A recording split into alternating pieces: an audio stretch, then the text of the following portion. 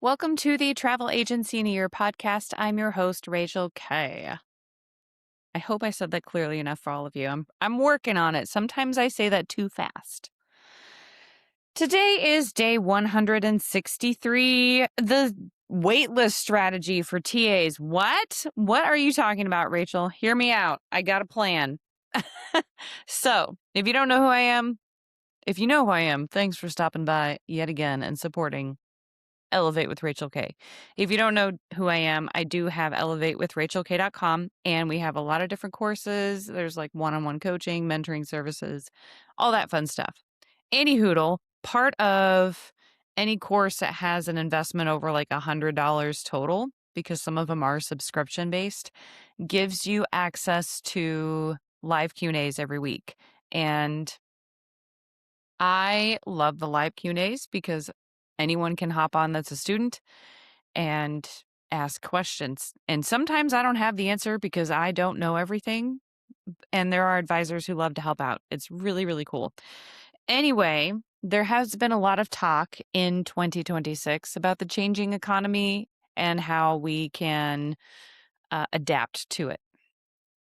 So I'm proposing the waitlist strategy. If you charge fees up front, and if you have a focus on like higher end or you have higher fees, this is a way to generate some revenue now and also manage your capacity so that you can maintain a high level of service for all of your clients.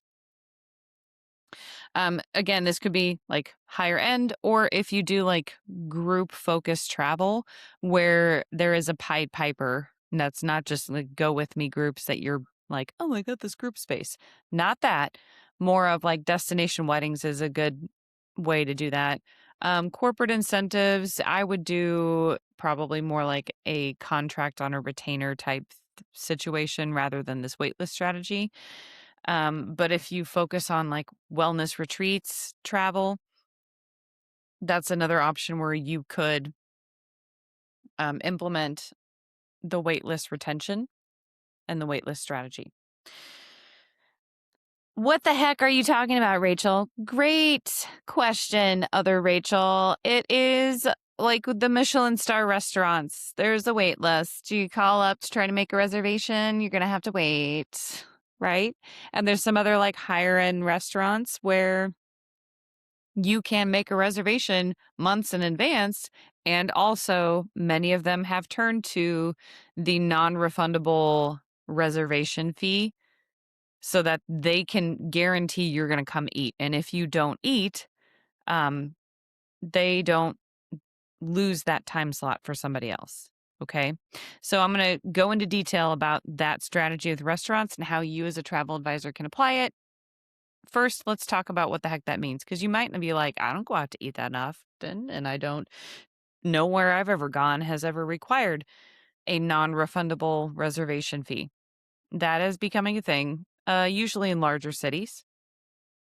And let's say it's just like $100 fee to guarantee that you and your friend, I don't know, spouse, I don't know, have that 7 p.m. time slot in 2 weeks at this restaurant on a Friday night. You will have that table for two. If you guys decide not to go, get sick, whatever, that fee can become non-refundable, and they can at least have that if you just no show, right? If you're just like, don't even show up, that at least covers the cost of having that table not available for someone who walks in. Okay. Because if someone were to walk in and you were just running late and you could let the restaurant know, hey, we're running late, they won't give that table up. But if someone walks in and they aren't quite sure, they're still not going to give that table up. And that's going to lose them or cost them roughly that much in revenue.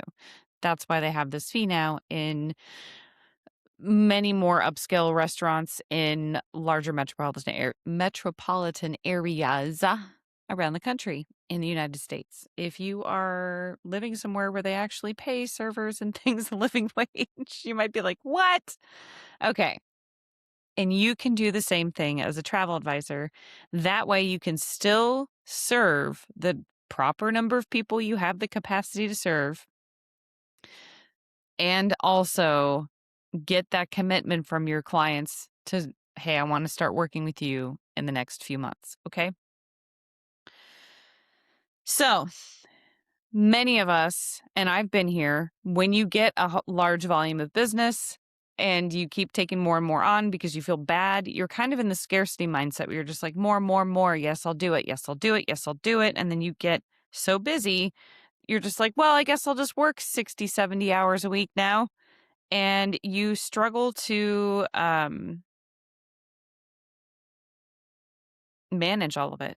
And you won't even have the time to hire. And if you do hire, you make poor hiring decisions because you're just like, I need a pulse running this computer software for me, you know? So let's change it from scarcity mindset to elite capacity management. This is a very good strategy. And I know a lot of the times when I talk about like marketing strategies, you should be like, I have limited availability. I've had it on my website for like, let's see, it's 2026, like 4 years now. Like I limit how many certain service packages for weddings I do every year. So this is like not old news, except you're kind of flipping the script a little bit. So first off, before you even do this, what is your hard cap on number of trips or number of groups you can reasonably serve roughly in the same area of your pipeline, your service pipeline, from the moment they pay their fee to work with you all the way until they get back from travel? What is your hard cap on that? Everybody's different. It could be 5 groups. It could be 5 FITs. I don't know. It could be 50. What is your hard cap? And how many, like 50, okay, let's say the 5 or the 50. Let's make it 50 because 50 sounds much more intimidating than 5. But if you have 50 trips, like all in the same stages of the pipeline, that's a big hard cap to have. And that, at what point in those 50 do you start sacrificing your service on some of them? Because they're not always going to be exactly in the same pipeline. So back to the restaurant. Now we're going to go to the fast food restaurant metaphor. It's just like when you go to, I don't, Chick-fil-A, McDonald's, Wendy's, whatever fast food restaurant, and they're in a rush and they have like 1 or 2 lanes open, whatever, getting people through the process. And then they have people pull over and like pull in certain parking spots or something because they are at max capacity. And they're like, you're going to have to wait. And then same thing when someone pulls up the window. First of all, most of you, if you pull up and there's like a line like that, you're like going somewhere else probably. But if you decide to sit there, they will say, one moment, please. Thank you for choosing wherever. One moment so that they can serve the people before them. And sometimes in that pipeline, in this fast food example, their service pipeline, someone's going to not get their milkshake or whatever, or someone's going to be like, my fries are cold, or someone's going to have a special order on their sandwich and it's not going to be right. That tends to happen when you are busier, far more likely to happen than when you are like just really focusing on serving one person. So in your travel agency, how many people in the pipeline from the moment of consultation all the way through post-travel follow-up, how much can you handle before you start sacrificing service along the way? Because post-travel follow-up might be fine, but you might totally forget that they're there, right? Or conversely, the start of it, you don't have a beeping machine like a fast food restaurant does to be like, beep, beep, you haven't taken this order yet, but you might forget that client who's like ready to go, and you might forget bits and pieces in between. And that starts to really screw with your service level, and you're not being consistent in your experience. When does that happen for you? How many trips before you start to sacrifice some aspect of the pipeline in your service pipeline? I just got really redundant. I'm sorry. Again, I read from my handy dandy notebook. So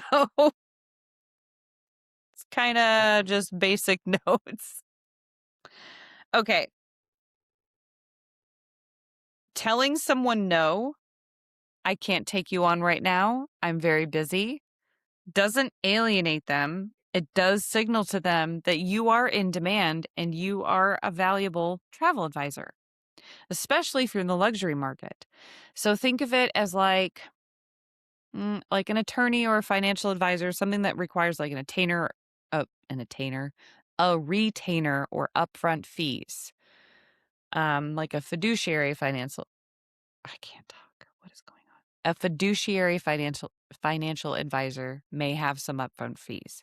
Many attorneys, they'll do the free consultation when they have the availability, and then they want a retainer. So think about that when you want to get, oh gosh, I was about to say Johnny Cochran because I live in the 90s, apparently.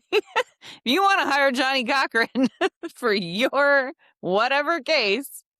No one gets that reference anymore. It's fine. He's going to have a high retainer, and there are many times when if you ever need to speak to an attorney, they're going to say, "I don't have the capacity to take this on. I can't take this on right now. I have too much of a workload," something like that. Or some will be like, this isn't my exact specialty, whatever.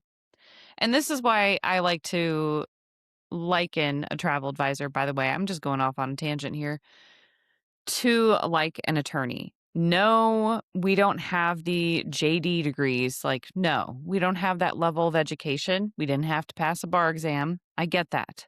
And also, each attorney is highly specialized in what they practice. They have limited capacity on how many cases they can take on. And in order for them to take on more cases, they have to hire more people at their firm. It's very, very similar to being a travel advisor in that regard. Also, I liken real estate to travel advisor positions. Realtors can't take on like dozens and dozens of sales as buyer's agents or seller's agents. There's only so many they can take on, right? And so they need to get to that broker status so that they can have other people on their team to take on all that business. Travel advisors don't have the capacity oftentimes to just hire out a team. It's highly unlikely that many of you listening have enough financial support. You may, but to have that financial support from like a spouse or family member to just be like, I will pay all the bills, or I will give you tens of thousands of dollars to start your business. That is like very few and far between, right? I understand that. So you can't just go out and hire somebody on a whim, right? Okay. Anyway, scarcity in the luxury market breeds desire. Not your scarcity mindset, but your scarcity breeds desire with luxury clients or people who you want to perceive, you want them to perceive you as high value. You need to be scarce. You need to not be available all the time. So putting a cap and saying, no, I can't take you on right now, doesn't mean they're going to hate you or talk badly about you or whatever. If they do, they're probably not a good client to maintain for as you grow in your business. I don't know. Your model may vary. I don't know what you're doing, but if you're like luxury, if you're doing a lot of group travel, like weddings, this is something to consider. So how do you do this? How do you set this up? First of all, you want to have a general script. If someone calls or texts or DMs, I don't know what your communication philosophy is in your business, but you want to have like a general script and you want to have a limit, your hard capacity back here on this previous page that if you're not watching on YouTube, you don't know what I'm referring to. And how many before you start sacrificing your service to everyone involved or at least one client involved and you lose that consistency. So what is that limit? So set your limit for the month, quarter, or the season, however you want to word it. And you can just say, if someone reaches out via email, even if it's a repeat client, we're going to talk about that. This episode's going to run over. My bad. But we'll talk about that. Even if it's a repeat client, a friend or family member that you've never charged a fee to before, you can just say, look, I'm at my limit for the trips for this month or for this quarter. If your ideal client avatar isn't going to understand the concept of Q3, Q4, whatever, then just say for this season. Okay, for the summer season, because this episode's going to air right before summer starts. So you can say something along those lines. I will have slots opening up to start planning your trip, blah, blah, blah, at the beginning of the next quarter, at the beginning, first day of fall. However you want to word it, or, in 2 months. Would you like to grab that spot? And they're going to be like, okay, that's great. Now, the conundrum with this is the last minute trips that are like under 3 months, under 6 months. It's going to be hard for you to take those people on. And 90% of those people, there are some that are higher end clientele that spend a lot of money. I have heard stories. I have had it happen myself. But for the most part, people who want the last minute bookings aren't spending a ton of money anyway. They're usually like, I'm looking for a deal or what's the best price you can get me kind of situation. But again, I have heard stories where people drop like $50K 2 weeks before Christmas for a trip. So that does happen. But that's not the norm. So just let them know we can get started on your trip next month, but right now I'm really busy. And that's just like setting your boundary. It's communicating with that boundary. I got to maintain a level of consistency and service, not just for you, but for everyone I serve. And therefore, you got to wait. Sorry. Now, you can also implement the waitlist retention fee. And this is what I'm talking about, that deposit for the reservation on the restaurant. Let's implement it as a travel advisor. Great. Let's secure your spot. It's a small $75 fee that's non-refundable. Once that's paid, I will put you on my calendar and we can have a meet or Zoom or whatever phone call to start planning your trip. That $75 will be applied to your overall trip planning fee. You could make it $100. Like, I don't know what fees you charge, so I'm trying to keep it like 75 is a reasonable fee, right? Now, if you charge $1,000 minimum fee, then you could be like, I need a $200 retention fee. It is non-refundable. But if you charge a $200 fee, don't charge a $200 retention fee. You know what I'm saying? Like, make it $75. Make sure you express and have it in writing that it is non-refundable and it's just to get the appointment secured and to work on their trip, but they still have another planning fee based on the components you discuss on that planning call. This also filters out people who don't want to pay your fee and wouldn't pay it anyway and just would be calling up and be like, I just want to pick your brain about maybe going to the Bahamas. Have you ever been there? Oh, where do your clients normally like to go? Where do you send them? Like, they're just trying to get free information so they can be like, I totally planned this trip all by myself. I'm so smart. When it's going to be not that great, probably. Anyway, fight me if you're not a TA. Fight me about it. Y'all can't plan trips. It's fine. I've witnessed it. I've had clients try to like DIY stuff. It's fine. Anyway,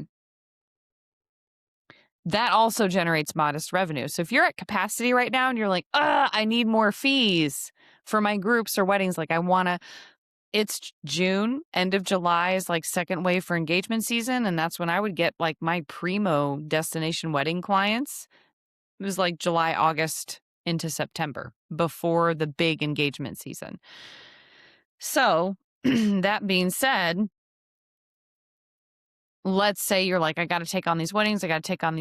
I need this revenue. I'm really ramping everything up. I want to make 3 times as much money next year. And you're planning for next year and you're like, I got to I gotta make money, whatever your goals are, whatever. Or you have like, I want to do so many groups or whatever the heck your goal is, and you aren't quite there yet, at least you can generate a little bit of modest revenue now by having this retention, like this waitlist retention fee to work with you. Okay. Now, when it comes to repeat clients or friends and family or like referrals and things like that, you have to be sure you remove the emotion. You need to be friendly. Don't get me wrong when you're conducting business, but you're running a business, not a charity. Okay. That's something very good. An old friend of mine used to say when I had my cleaning business, he'd be like, it's a business, not a charity. Fine.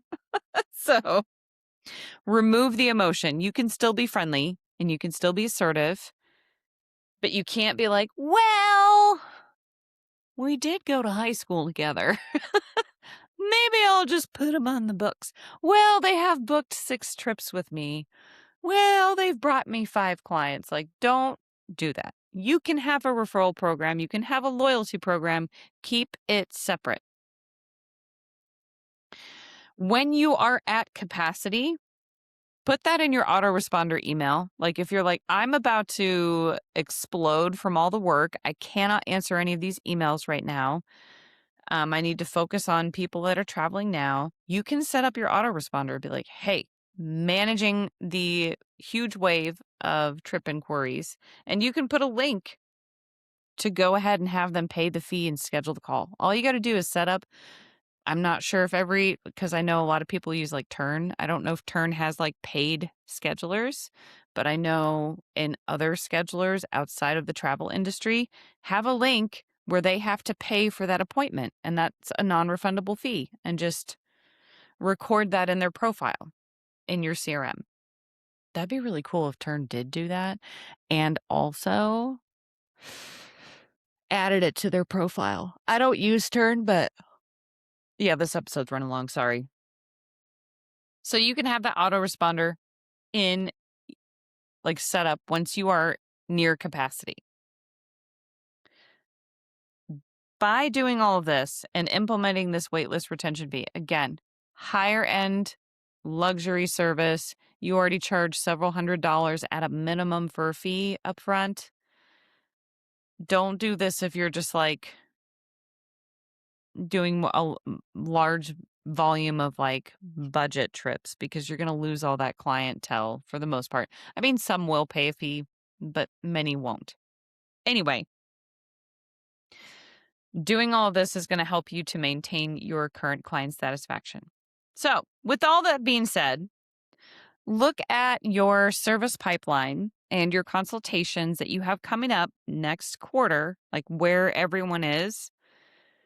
Hopefully, you are doing some audits and running reports in your CRM to see where everyone is.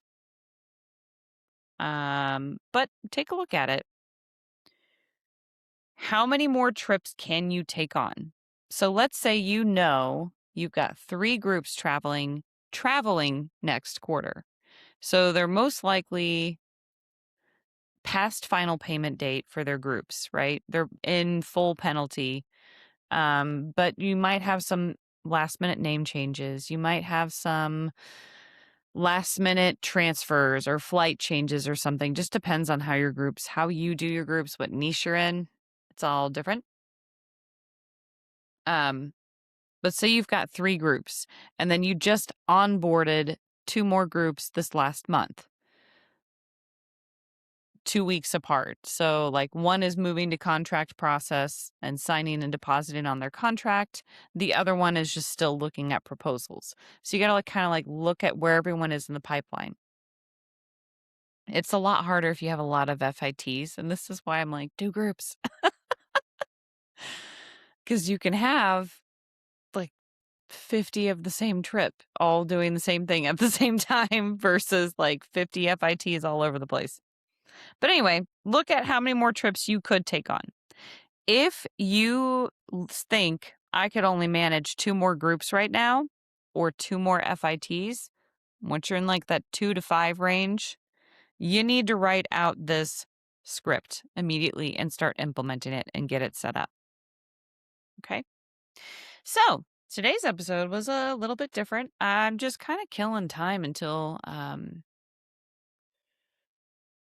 the third quarter officially begins because I got way too far ahead in the year. So lots of interesting little tidbit episodes between now and day 180, I think is July 1st. All right. Thank you so much for listening. If you have a friend who is like crazy busy and they implement fees and like, I don't know what to do, share this episode with them. Share the strategies. Okay. All right. Otherwise, have a good day. See ya.